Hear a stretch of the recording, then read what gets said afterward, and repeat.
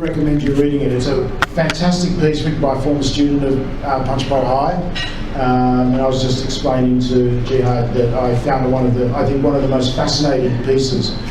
Really, for me, really provided some agency and some sense of a different viewpoint on what is often portrayed as a really sort of barren and a traumatic experience. The way this writer presents it, you get a very different view of school life during that period, so well worth the read. Okay, so that's a bit of a digression. It's really great to be speaking here again tonight. This is a very important topic. I don't think anyone doubts that we are very much in the midst of a global problem that seems to suggest that there has been an increase, an intensification of bigotry and racism. I'm not so sure. As someone who's mined the historical record for the last 200 or 300 years around questions of race and bigotry, I would probably question the notion that it's increased. I think it may have taken some different forms. I think possibly there are new voices and more powerful voices in our society that are able to articulate some quite what we might call views that we would find problematic. But I'm not so sure if racism and bigotry are actually more common today or more prevalent today than they were in the previous era. Just thinking about my own experience of growing up in Australia in the 1970s and 80s, a young Lebanese boy in the southern suburbs of Sydney, I faced a fair bit of racism. I was bullied at school quite consistently. I learned a few self-help techniques to get through, but you know, it was a pretty challenging period right through most of my childhood. One of my first memories, one of my earliest memories of going to school in Hurstville back then, a pretty homogenous part of Sydney, was turning up to school with a Lebanese roll for lunch and being forced to the ground, having that taken from me. I was probably about 5, 6, having it filled with iconic Australian product clad glue and being forced to eat it. You know, that was quite, I don't think that was an atypical experience for young people growing up in Australia who were different. I would like to think that doesn't happen in many playgrounds across Sydney schools today, or Australian schools today. And so I think sometimes at the moment, it does seem like we, as I said right at the outset, that we're facing a particularly intense period of racism and bigotry. But I think if we look back through our history, and Australian history in particular, we'll find, in fact, these are continuums. It may have peaks and troughs, but in fact, there's nothing all that new about Pauline Hanson or Reclaim Australia or any of those groups.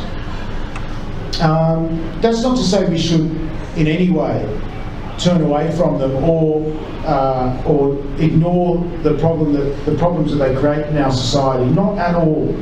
I'm just trying to historicise them and give us a sense of the historical continuities that we need to be aware of if we are going to challenge them and overcome them. I would say at the outset, this is the point I was going to lead to the conclusion, is that whilst there is this really, I think, in many ways, troubling phenomena in our society, I think we've also got to take some heart in the fact that many of the forces opposed to bigotry and racism today are probably stronger than at any time in our history. So on an optimistic note, and the fact that we're here tonight, or that people are out there challenging Hanson and Reclaim Australia, the United Patriotic Front, and all those other groups that have sprung up in recent years, suggests that it's not all bleak, as much as we look around the world at events and think that in the aftermath of the Trump presidency and the rise of Le Pen in France and Brexit, that in fact maybe things are worse than they've ever been before. I also take heart in the fact that those events have also led to a real solidarity against of forces against those the particular people and what they represent. So what is race and bigotry? We've used the terms, so just before I sort of move on to explain why I think it's important to remember that continuum, I wanted to break the two terms apart. Racism for me is a particular type of prejudice. Now, even today, I mean, this is something I continually come across, where people will say all cultures, all peoples around the world are racist. You know, the Japanese don't like the Chinese, the ancient Greeks didn't like the Persians. But there's something, I think there's something specific about racism that makes those forms of prejudice something different. And I start, when I talk about this, I start with Othello. Most of you will be familiar with the plot of Othello, the storyline. Othello is a Moor, he's a blacker Moor. Shakespeare makes it very clear to us that he is black, he's African. But he's also the general of the Venetian army married to the princess. So in terms of what follows, this is something quite unusual.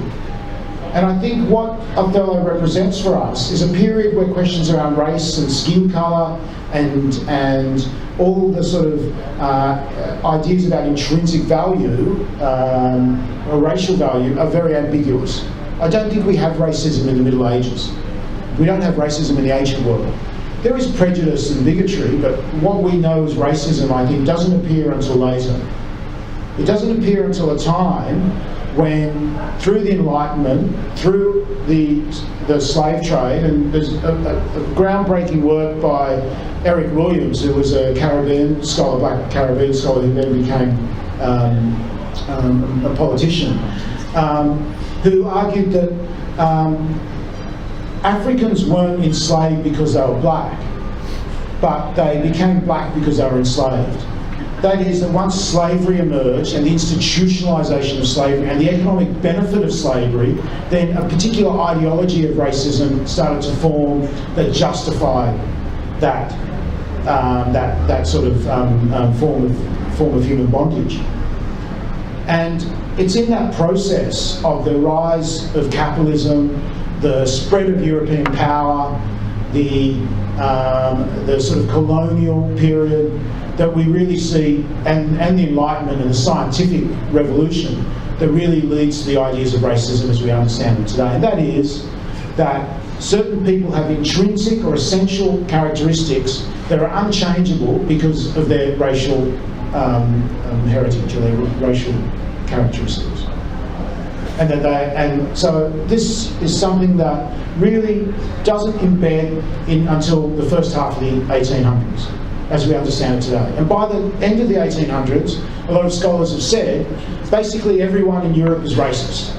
That is, they may not dislike people from other parts of the world, but they all believe in that idea that people of different genetic makeup are inherently different.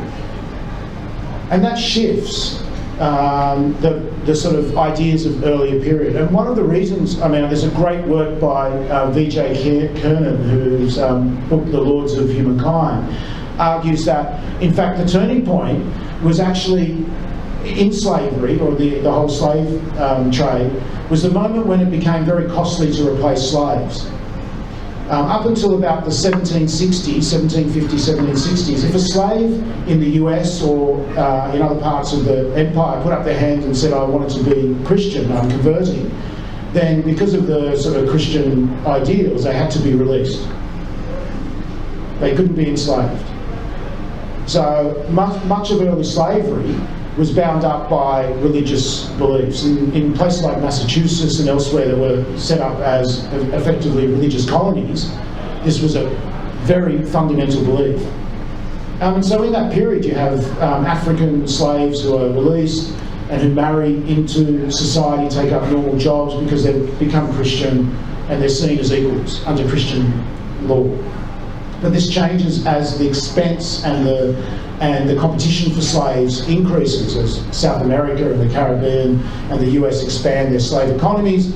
There's a greater demand for them, it becomes more expensive, so they can no longer release them, and they shift away from this notion. So even if a slave says, I'm Christian, he's still black.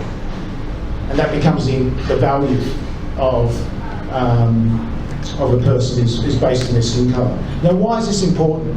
Well, I raise it now because I actually think that the rise in Islamophobia today doesn't fit that definition of racism.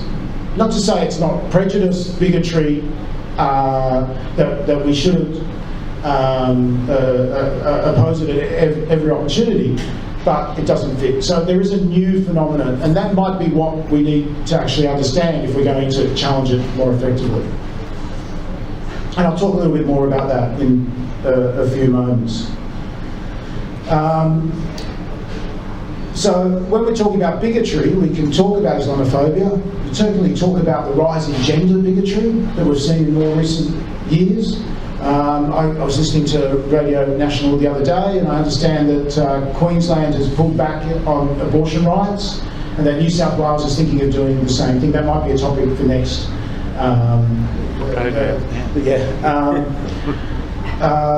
And we're seeing what's happening in the US around questions of the rights of women over their reproductive systems. There's been a whole range of we don't have to talk about the misogyny of the new US president. And what, of course, is incredible is that despite the fact that he was very obvious about that misogyny, he was still elected. And many women voted for him as well. In fact, a high number of them are quite educated, as some of the data has now proven. So we're definitely seeing a rise or not a rise, but a renewal or an exposure of different forms of bigotry as well. The reason I say it's not new and that we shouldn't actually see this in some ways as an increase but as a continuum is that if we think about Australia's own racial history, its treatment of Indigenous people in particular, the idea that this period is actually worse may be something that can be questioned. I think in the history of white treatment of Indigenous people, appalling and horrific all the way through, suggests that we shouldn't consider the sort of treatment of minorities in Australia now, as awful as it is, as some departure from our history at all.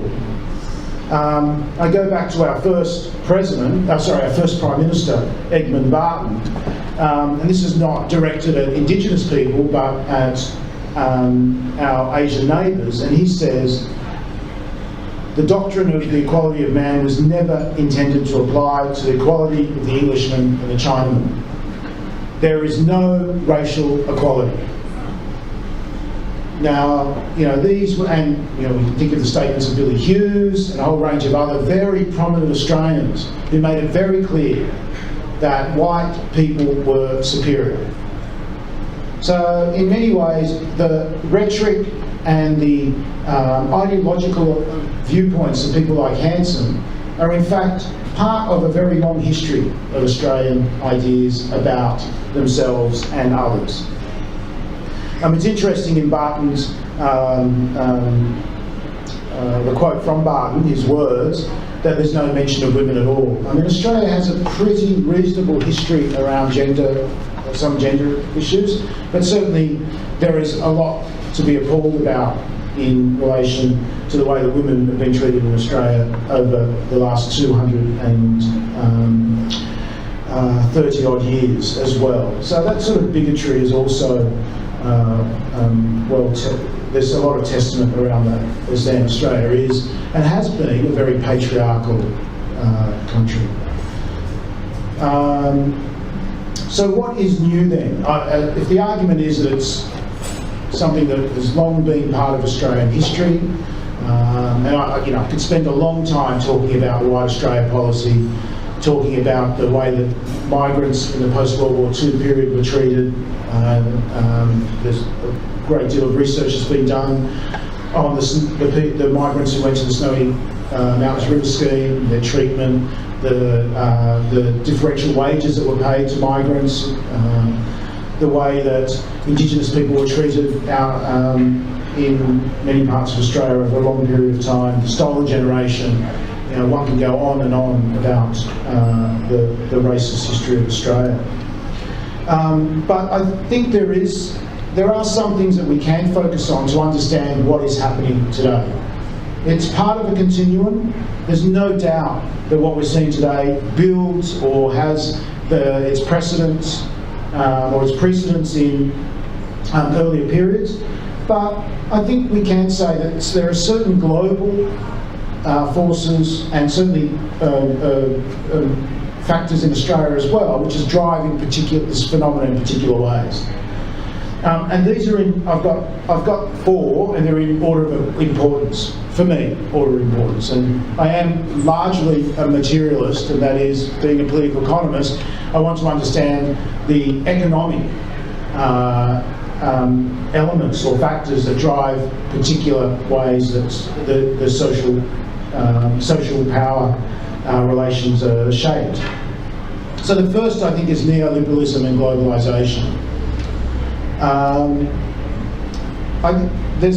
For me, there's little doubt that over the last 30 or 40 years, this form of hyper-competitive economic rationalist capitalism has shaped a particular way of thinking of the world that makes us think of society very competitively. And there's been a hollowing out of state institutions, there's been a move away from the state building project to individualism, and in that process, I think we've seen new forces around identity politics thrown up. And we do live in an era of identity politics.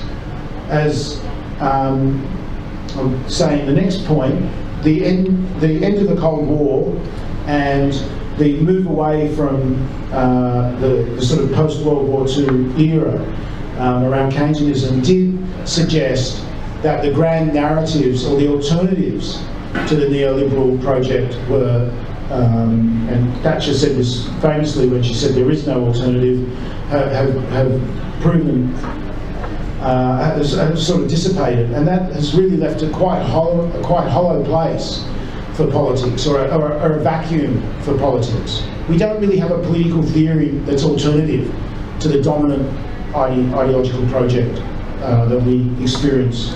There are attempts to reshape it, and in doing that, there has, in many places, been a sense that identity politics is the solution through self-help or solidarity around different forms of identity. Now, dominant groups have done this in most places in the world. In Australia, we've seen, I was talking to someone today who's working on the Anzac myth and said to me, and I'd never thought of it this way, that if Australia had conscription during World War I, the myth of the Anzac might be very different. You know, the idea of the Anzac as the hero, the sort of may have played out very differently, as we saw with Vietnam, for example. Now, I mean, what's interesting, I guess, for me in terms of this debate is that notion of the dominant identity narrative really, and around nationalism and the parochial nationalism, really re-emerges in sort of the second half of the 1990s. And we blame Howard for it, but I don't think Howard drove it. I think he was an opportunistic leader who took advantage of it. And that, I think those forces were already well and truly on the rise when he came along. I mean, Hanson had come to the fore well before, in some ways well before Howard realised that taking that sort of strong view on the borders would be politically beneficial. How am I going for time, Peter? You've got 5 minutes if you want. 5 minutes, okay. I think there's a hollowing out of the state and the move away from the state providing social welfare as a right is actually a very important factor. in many places in the world, and Australia has experienced it, I think, a fair bit. One of my colleagues recently did some research on Australian school trajectories, and she said for the first time in Australian history, there are more children in religious schools in Australia or denominational schools than state schools. So this is and it's 51%, but it's still a majority. So as the state has hollowed out and has moved away from providing that, it's opened space for other organisations or institutions to fill that gap. Now, my work on the Middle East says that this is a huge factor in the rise of Islamisation. So as the state moved out of healthcare, out of social welfare, out of a whole range of medical care, Islamic groups with the resources to provide those forms of welfare filled the gap. And in that process of a long period of 30 or 40 years, it's also led to an ideological revival of a particular type of Islamism. Now, I think we've seen that in Australia and the US as well. As the state has moved out, as job opportunities have moved out, we've seen the rise of evangelical groups in the US filling those gaps, and we've seen some of that here in Australia as well. I think that's important for understanding the sort of rise of religiosity, but alongside that, we've seen a rise in particular types of ethnic identities as well. In some ways, self-help organisations or the groups that have filled that hollowing out of the state have also often, or in some cases, taken been a response by ethnic or migrant groups to provide in the case where the state isn't.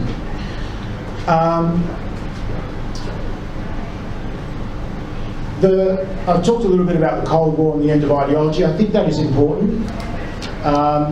There's a lot of people who have written about this, and I think the Iranian Revolution was one turning point, certainly the fall of the Soviet Union being the other, where in fact, you know, the idea that culture or nationalism or the national project, and in the case of some parts of the world, the religious project, is the only way to combat the forces of globalisation, has become, I think, something that we can understand in the sort of convergence of forces, or the range of factors that is driving a new form of identity politics.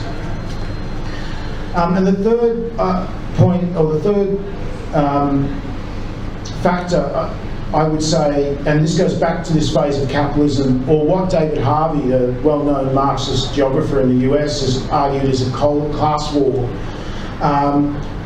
And you know, and there's again a lot of, any of you who have read Shock Doctrine may know some elements of, some elements of this are quite apparent in Naomi Klein's work, but also others have written about how corporate and class interests have driven a new ideological project since the 1970s through think tanks, through right-wing press, through the right-wing shock jocks. I think Andrew Bolt is a really good example of an ideological warrior, a sort of a mercenary ideological warrior, paid for by right-wing elements. The Murdoch press obviously plays a large part here in Australia, also in the UK and the US, in driving particularly virulent notions of identity politics, as well as a rabid capitalist ideology. Now, the fourth point, link that sort of falls off or is a result of those first three, is that drives a politics of fear and anxiety, which, you know, we can read and see all the time. I don't know if anyone watched the documentary on SBS on Sunday night, Is Australia Racist? Yeah. There was that. I mean, I thought it was well done. It may have had a bit more of an institutional focus around racism as well. There was that scene, very quickly, there was that scene where the Muslim woman who attended the Reclaim Australia parade was moved away by the police, but there's no real scrutiny of the institutionalisation of race and bigotry in the police force, which I thought would have been a nice little segue in that particular program. But right at the end, they demonstrate how the media frames different ways of thinking about, well, in this case, asylum seekers or refugees. and they showed a clip, 2 clips of the same event with 2 very different framings, and they got 2 different responses from the same people. So there is definitely, I think, and the point that the expert was making was that when you frame something around fear, you get a particularly sort of you get a particular response that's oppositional, that's very much driven by a notion that people are a danger to us. And I think there's a lot of that wedge politics at work as well. But for me, I don't think that's a natural response. I don't think this is a conspiracy theory by our politicians. I don't think someone like Corey Bernardi really understands why he hates the burqa and the hijab so well. I think there is a sense of anxiety and fear. Now, I don't know how many women in the hinterlands of South Australia, the area that he represents, would be dressed in a burqa or hijab, but I would say it would be a very small amount. The idea that this is his main policy thrust is quite astounding when you think about how irrelevant it must be to the people in that part of the country that he represents. So, to sum up, or to conclude, so I would say that in Australia these global forces are playing out. They're playing out in particular ways that converge with the very long history of racism and bigotry that is part of the fabric of Australia, right back to its colonial origins in the late 1700s. Hanson is not new then. For me, she's an old wine in an old bottle. And I think when we start treating it that way, we may be able to respond to her and her forms of racism far more effectively than we are now. So we won't give her the platform, we won't sensationalise her, we won't take her views. We'll take them seriously, but we'll be able to oppose them knowing that she's part of this long history of Australian racism and bigotry. Thank you.